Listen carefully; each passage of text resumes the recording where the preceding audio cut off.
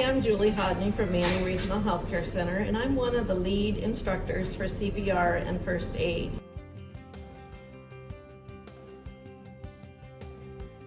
So there's a couple ways to do CPR. There's hands-only CPR, and that's non-stop compressions where you don't stop to give breath. Of course, I'm a believer that we need oxygen to live, so I'm going to help give mouth-to-mouth resuscitation or use a pocket mask or a barrier device to give that oxygen to. In the case of a real emergency, when you see someone down on the ground, the first thing we're going to do is make sure that the scene is safe. Then we need to check the person's responsiveness. Are they responsive?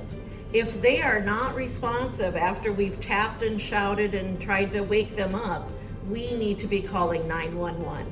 Initiate that emergency response system to come immediately and not prolong their travel to get there. Once we've called 911, we've maybe yelled for help to have them come and help us bring the AED and the first aid kit, then we need to check for breathing.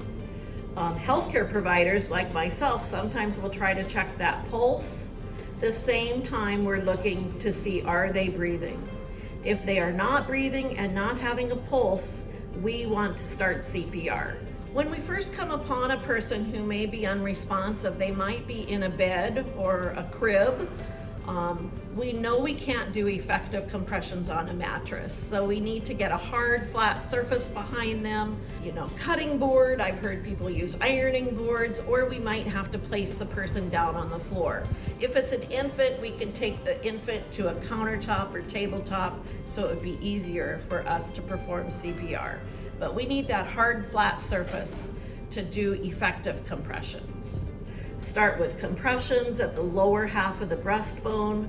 Compress hard and strong 30 times, and then give 2 breaths. So we're doing 30 compressions to 2 breaths to the speed of staying alive,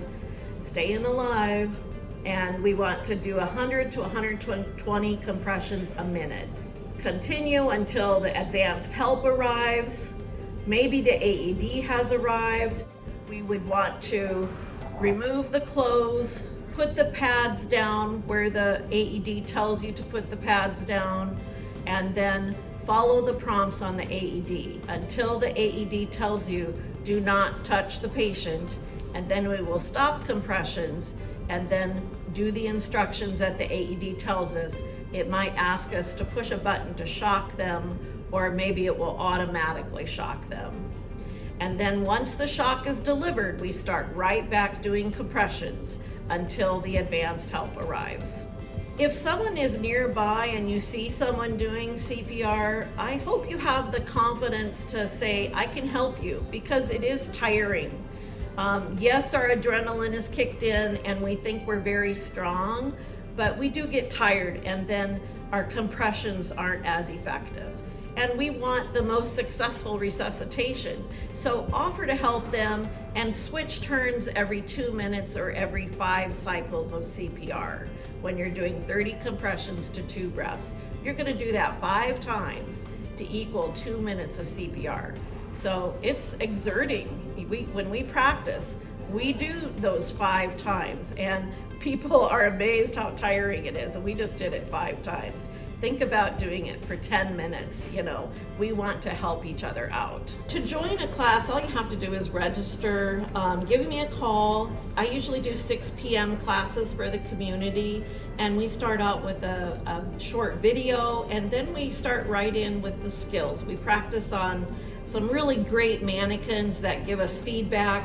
So when you call to register for a class, please know that this is going to make it more comfortable, and so that when an emergency truly does happen, you know what to do. Manning Regional Healthcare Center, your trusted experts close to home.